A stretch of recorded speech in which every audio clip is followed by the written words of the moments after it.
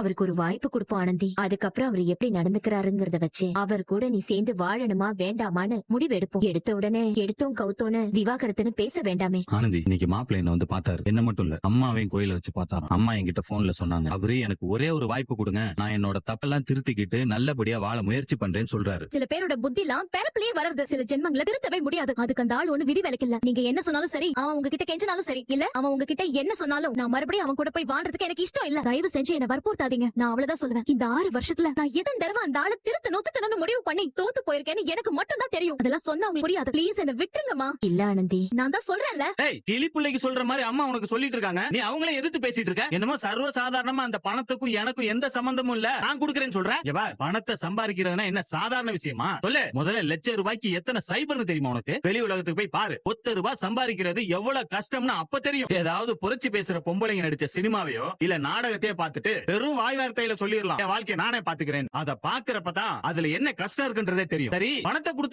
கொடுத்துறேன்னு சொல்ற, உன்னால ஒரு மாசத்துக்குள்ள வெறும் 1 லட்சம் ரூபாய் சம்பாதிக்க முடியுமா? சொல்ல ஆனந்தி, அவருக்கு திரும்ப கொடுக்கறதுக்கு வெறும் 1 லட்சம் ரூபாய் சம்பாதிக்க முடியுமா உன்னால? முடியாதுல.